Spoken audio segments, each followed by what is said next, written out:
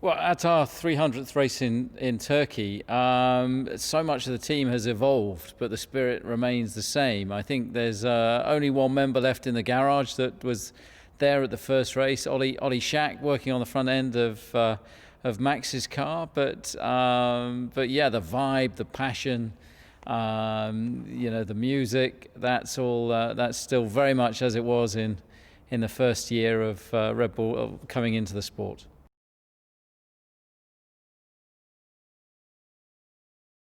Well, when we first came into Formula One, I think people didn't take us particularly seriously. They thought, oh, Red Bull, they're the party guys and, they throw a good party, but they're not serious about going racing. And I think we've demonstrated over the last, 16 seasons that we're very serious about our racing. We've obviously done a lot of winning. We've won championships, we've won races.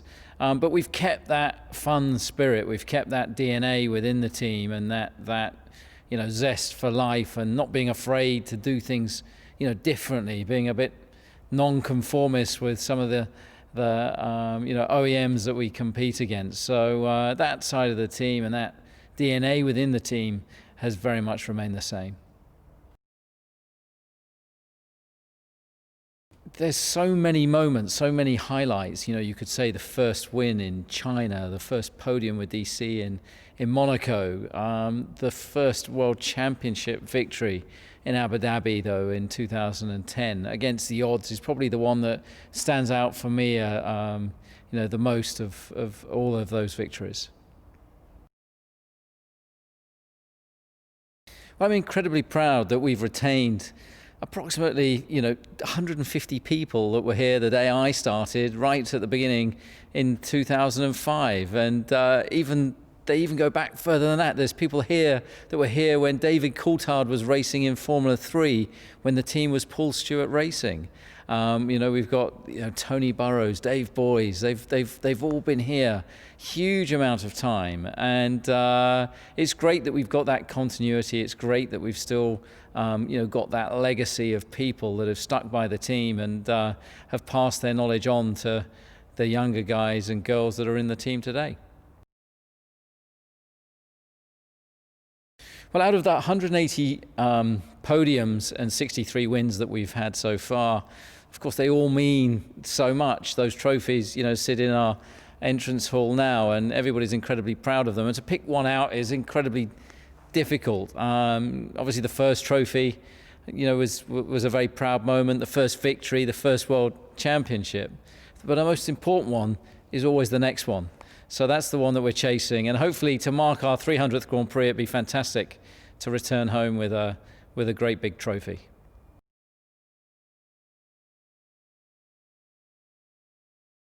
Hiya, I'm Ollie Schack. I'm a front-end mechanic on Max Verstappen's car. I've been here since 2005. 2005, I was doing the front end of a race car. It was actually DC that was in. So yeah, it was a bit of a, an eye-opener for all of us. We suddenly had the big DC coming from a top team like McLaren to us and start helping building us up. So yeah, I strapped him in for his first race and his last race. It's obviously the sport has changed a huge amount from what we are, allowed to do, how many engines we are running, how many gearboxes and all this. The team is pretty much the same because we were the first one with a proper energy station. We were the first one playing loud music in the garage, which we still do today, so many years later. And I think that's part of our DNA. So, but yeah, the sport itself has changed a huge amount, for sure. I think it's the DNA of the team. I've seen it grow, and I've seen highs and lows, but we get new people coming in and all that, and everybody have the same goal. We want to win. And I think we're given the right tools for it as well. So we're still a young team. The atmosphere is still young. Never mind, we're not a young team. We've been here for a lot of years, but we still feel like a young team. We're the ones setting the standards on a lot of stuff. And that's what I think motivates people. The most challenging moment I've had with the team is probably actually this year when we were on the grid in Hungary. We had a certain timeline that if you didn't meet that timeline, we were basically not starting that race. Massively satisfying for all of us. And getting a podium out of it at the end was the biggest reward we could have. There's actually more than one. It's so hard in such such a business here to mention one exactly, but there's no doubt that the lowest point I've ever been involved in was blowing up 10 laps from the end in Korea with Sebastian, and we thought that's a championship blown away. And then a couple of weeks later, to actually win the constructors in Brazil, what a high. And then the week after, we were not the one everybody was looking at. That was Mark Webber and Alonso. And then a week later, to actually end up, we stood on our own on the grid. There was no media around us on pole position. And then 2 hours later, be the world champion, the only time he led the race that year, or the championship that year. That was probably one of the highest one. And then seeing Max in his first race in here in 2016, winning Barcelona for his first race with us, that was pretty special.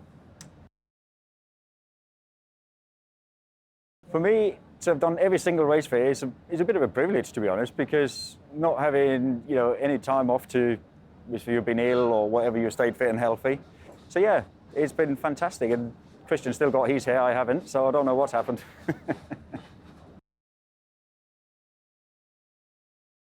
I think everybody was aware that what we wanted to achieve, but 2005 was such a transition year because all we did really was paint the cars that was green and silver before to blue and silver. But coming to Australia and got fourth place, I think fourth or fifth place DC got, we were punching massively our way. And on the first 3 races, we scored more points than we did the whole year before. So already there, we knew that, if we kept it consistent, kept developing, we could sort of move up the grid. And then coming to Europe, where we were the first one to put an energy station up, that was something people looked at, oh, who are these boys? And, it was a chill Thursday. Every team could arrive up there and after work and have like a little social gathering. It took a little while before all the other teams were allowed. But yeah, yet again, we set the standards for something new. Still one of the most down-to-earth guys that I've ever worked with. And to this day, he's not actually changed a hell of a lot because he's still the same that'll come and have a chit-chat and have a laugh about various sort of stuff. But he came from what was at the time a very, very big team that was leading the championships and fighting for championships. And to step a little bit back and be involved in building this up and get the right people in the right places and given the feedback we needed to move forward, I think that was probably part of the reason why a lot of teams came here, people came here, because he sort of managed to convince people that he could see that we had the potential to go further.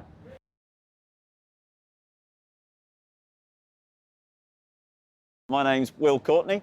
I'm head of race strategy, and I've been here since just before Red Bull started. I joined the last year of Jaguar Racing, which was 2004. When I first started here, I think my job title, I was a systems engineer. And basically that meant looking after all the sensors and all the electronics on the car, making sure that that all ran correctly and didn't break down. So now as head of strategy, basically I sit on the pit wall and make the decisions in terms of when we make the pit stops, what tyres we fit and various other things to do with strategy on the race day and throughout practice and qualifying. So I share my role with Hannah Schmitz. We do about half the races each. And then when either of us isn't at the track, we're back in the ops room in Milton Keynes providing support to the trackside team. I have worked every single race weekend. The only race day that I missed was Hungary last year when my second-born son arrived. So almost a full sweep, but not quite. I'd say from a strategy point of view, it's changed immensely compared to what we were doing back in 2006 when I started doing this job. Back then, we were just reading lap times off of a TV screen. Now we've got digital timing data, we've got GPS data, video feeds, we've got all the driver radio for all the other drivers. We've got so much information that we can listen to now and process.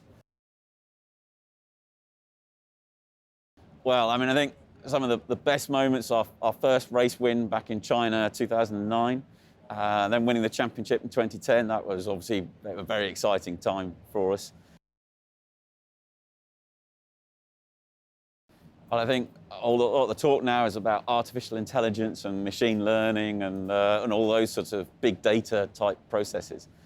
And I think it's going to be really interesting to see how that affects the sport. Maybe in 10 years' time, my job won't exist because computers will be doing it for me. I don't know.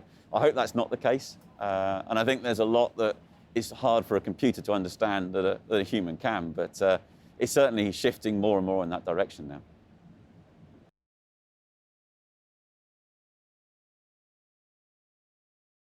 My name is Phil Turner. I'm Chief Mechanic at Aston Martin Red Bull Racing. When Red Bull Racing first formed, my job title was a number 2 mechanic on the race team. Since I started, I've worked my way through the race team ranks and through the support team ranks. So I was from a number 2 on the race team, I went to a number 1 on the support team, and from there I was a chief mechanic on the support team, and then ultimately now I'm the chief mechanic on the race team. From when I first started, this place is massive compared to what it was. When I first started here, it was one building, building 1, and now we have something like 9 buildings. I think initially we had something like 300 people, and now we're probably upwards of 800. So yeah, it's a big difference from when I first started back then. The feeling's the same. I mean, for a big team, we're like a small family community, really. Everyone gets on really well. The atmosphere is really good, you know, between the guys on the race team, between the guys on the race team and the people at the factory. It's a really, really good place to work. My proudest moment was probably Hungary this year, for us to get him in the race. And you know, when we got to the car, the amount of damage that it had on it, I didn't think we really had much of a chance to get him out there. But the guys just, you know, did an incredible job, fantastic job. I'm so proud of them still now for doing it as quickly as they did. And yeah, I think that was probably the highlight of my career so far. My first trackside moment racing was at the time I was on the test team, and one of the guys on the race team was ill, so I had to fill in for him, and that was at the German Grand Prix. I think it was back in 2002, I think. And the drivers at the time were Pedro De La Rosa and Eddie Irvine, and I was on the T car that weekend, so that was yeah, quite an experience. I think the biggest difference from when I first started in F1 is how complex the cars are now. I mean, you look back and at the time you think, wow, these things were really, really difficult to work on. But compared to what they are now, they're just, yeah, it's night and day, to be honest. These modern day cars they're more like space shuttles or aircraft than racing cars.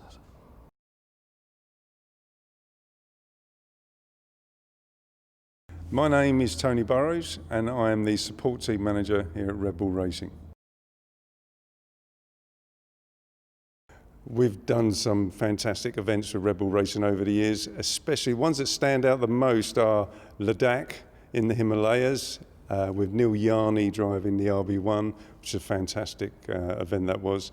We also did a run on the frozen lakes in Quebec with Sébastien Buemi, and along the beach in the Dominican Republic. So they're all standout events and really challenging in their own way. The spirit has always been there right back to the Stewart years, but became magnified when we came to be Red Bull Racing. We got some great people in, and it's changed enormously. Not only the number of staff, but the quality of staff is fantastic, and it is just a great place to work. I think the most standout moment you'd think would be the first win or the first championship. I think it was the second championship where Seb won in Brazil when he spun on the first lap and I think he was last or almost last, and we'd all given up. We were at an event up the mountains in Chile doing a show car event, watching it on a small screen. So the disappointment was unbelievable at that point. To watch him charge through the field and come back to win the championship, that's something I'll never forget.